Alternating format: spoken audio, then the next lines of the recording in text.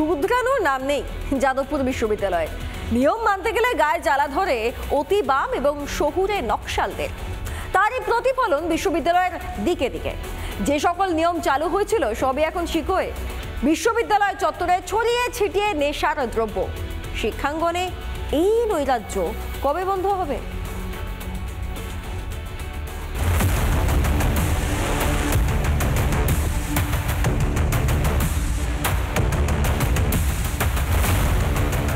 স্বপ্ন মৃত্যুর পর যাদবপুর বিশ্ববিদ্যালয়ে কার্যকর হয় সিসি ক্যামেরায় নজরদারি সহ একাধিক নিয়ম তো হলো, কিন্তু মানছে কে?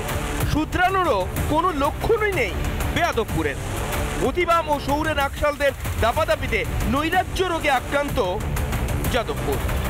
বিশ্ববিদ্যালয়ে অপরিচিত গাড়ির প্রবেশ করলেই নথি নেওয়ার নিয়ম তৈরি হয়েছিল। মানা হচ্ছে কি সেই নিয়ম?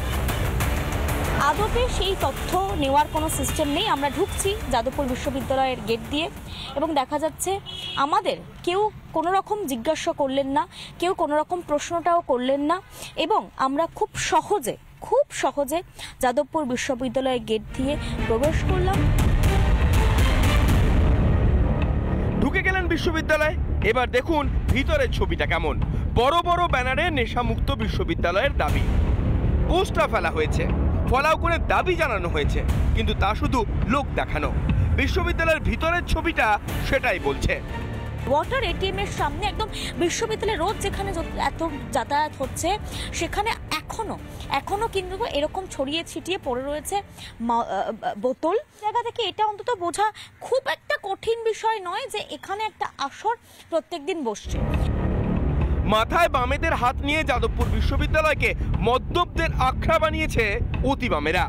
পরিবর্তনের চেষ্টা করলেও এই শহুরে নকশালদের বাধায় বহু উন্নয়ন ভেস্তে যায়। অভিযোগ বিশ্ববিদ্যালয়ের প্রাক্তন উপাচার্য বুদ্ধদেব সাউয়ের।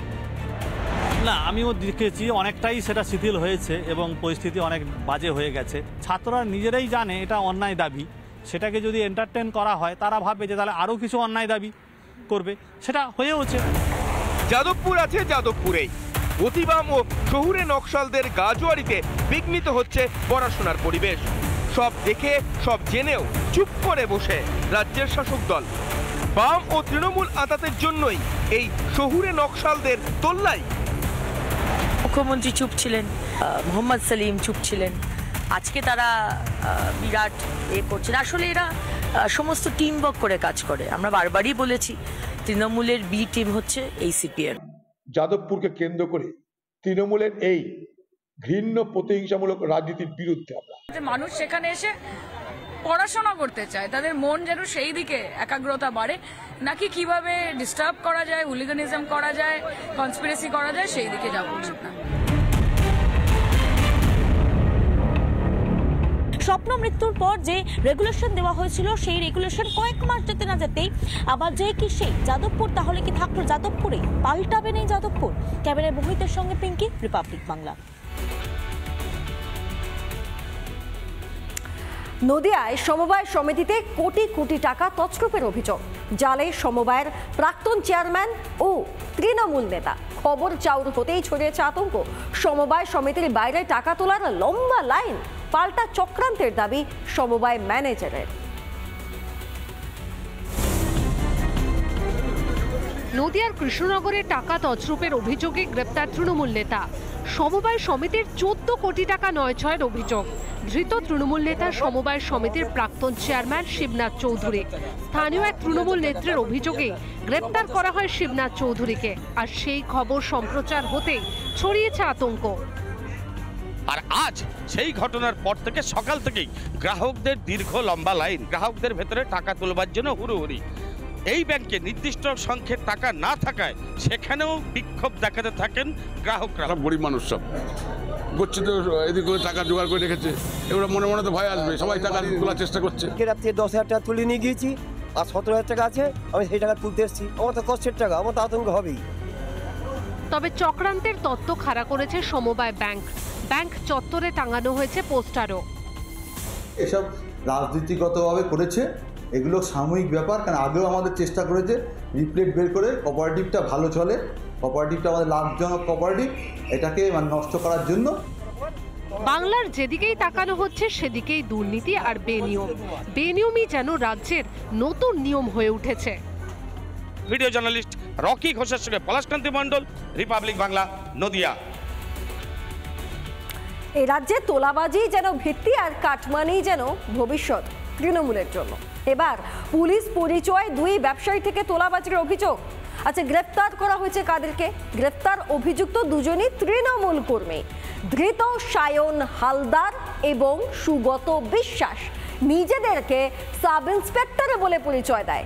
এরপরই গাঁজা কেসের ভয় দেখিয়ে ব্যবসায়ীদের থেকে ৬,০০০ টাকা এবং ৪০ কেজি মাছ ছিনতাই করে বলে অভিযোগ। ঘটনার পরই নিউ ব্যারাকপুর থানায় অভিযোগ দায়ের করা হয়। সিসি ক্যামেরার ফুটেজ দেখে এই দুই গুণধরকে গ্রেফতার করেছে পুলিশ। ঘটনা হয়েছিল হচ্ছে আমাদের মাছ বারাসাত ভায়া হয়ে সাজিয়াটে আসে। তো সাজিয়াটে যে মাছের আড়ত আসে সে মাছ আসে, তো সেই মাছের যে ভ্যানালা ভ্যানে ক্যারেটের পর ক্যারেটের পর মাছ সাজানো থাকে, সেই ক্যারেটের থেকে মাছ ওখানে দাঁড় করিয়ে, ভাই তোর কী আছে কাগজপত্র বের কর, ভ্যানের কাগজপত্র বের কর, তারপরে এই বলে এখন ওরা তো বলে আমরা থানা পুলিশের লোক, আনে পয়সা দিয়ে এই করে ওদের কাছ থেকে মোটামুটি এই ক্যারেটের থেকে মাছ তুলে নিয়ে ওই মিউনিসিপ্যালিটির সামনে যে হসপিটালটা রয়েছে হসপিটালের গেটের পারে মাছগুলো ফেলে ওরা নিয়ে চলে গেছে। ভ্যানওয়ালাদের উপর বিভিন্ন রকমভাবে টর্চার করেছে। এই হচ্ছে আজকে সকালবেলা এই ৫টা ১৫ থেকে ২০-র মধ্যে ঘটনা আর কি মোটামুটি কমপ্লেন করা হয়েছে। এখন দেখা যাক পুলিশ কী ব্যবস্থা নেয়। রাজ্যের ভোটার তালিকায় তো ভূতের ছড়াছড়ি। কোথাও জীবিত হয়েছেন মৃত, কোথাও একই ব্যক্তি দুইবার দুই জায়গায় নাম উঠেছে, তাও আবার ১-২ দিন নয়, প্রায় ১১ বছর ধরে এটাই চলছে বলে দাবি খোদ অভিযুক্ত। শোরগোল বনগাঁর ২০ নম্বর ওয়ার্ডে।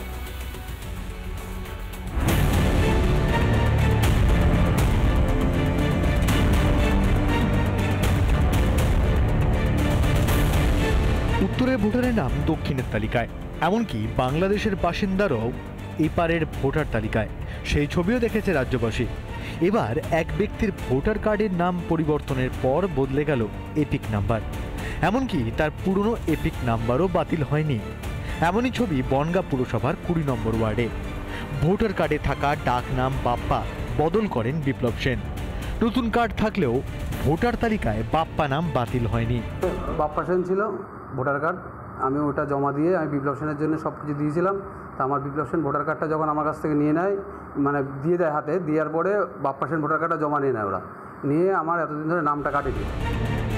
ভোটার তালিকা স্ক্রুটিনি করার সময় বর্তমান তৃণমূল কাউন্সিলর জানতে পারেন ২০১৪ সাল থেকে তালিকায় বিপ্লব ও বাপ্পা দুই নামই জলজল করছে। প্রশাসন বা কে বা কারা কেন নাম কাটেনি এখনো পর্যন্ত সেটা বুঝতে পারছি। আপনারা কি জানাবেন তো নাম কাটার? অবশ্যই জানাবো, পেয়েছি যখন কেন জানাবো। যদিও কেন নাম কাটা হয়নি তা অজানা বিপ্লব সেনের। কার্ডটা জমা নিয়ে নিয়েছিল, যখন বিপ্লব সেন কার্ডটা দিয়েছিল বাপ্পা সেনটা জমা নিয়ে নিয়েছিল। কত সাল আগে জমা দিয়েছিল? তা 14 সাল টালের হবে, তখন কাউন্সিলর ছিল রতন শাহ। গত 10 বছরে কেন বিষয়টি শাসক দলের চোখে পড়েনি সরব সিপিএম। সেই সময় জমা হয়েছিল 2014 সালে, কিন্তু তারপরে তো আর কাটা হয়নি। কিন্তু আজকে যারা অভিযোগ করছে তারাও তো দীর্ঘদিন ধরে এটা দেখছে, আর পলিটিক্যাল পার্টি হিসাবে তাদের বিএলএরাও তো এই কাজটা করা উচিত ছিল, করেনি, তারাও করেনি। বাম তৃণমূলকে এক হাত নিয়েছে বিজেপি। দেখুন, যেই বাম সেই তৃণমূল, আপনারা এখন পরিষ্কার হয়ে গেছে পশ্চিমবঙ্গের মানুষ। এই ভোট বামেদের আগে ভোট ব্যাংক ছিল, এখন হয়েছে তৃণমূলের ভোট ব্যাংক। ভোটার তালিকায় ভূত ধরতে বেরিয়ে নিজেরাই বলির পাঠা হয়ে যাচ্ছে না তো তৃণমূল? টিটপ বিশ্বাসের রিপোর্ট, রিপাবলিক বাংলা। নানা ধরনের কন্টেন্ট দেখার জন্য লাইক করুন, শেয়ার করুন আমাদের ফেসবুক পেজ, সাবস্ক্রাইব করুন আমাদের ইউটিউব চ্যানেল। পাশাপাশি অন্যান্য ব্রেকিং নিউজের জন্য অবশ্যই চোখ রাখুন রিপাবলিক বাংলায়।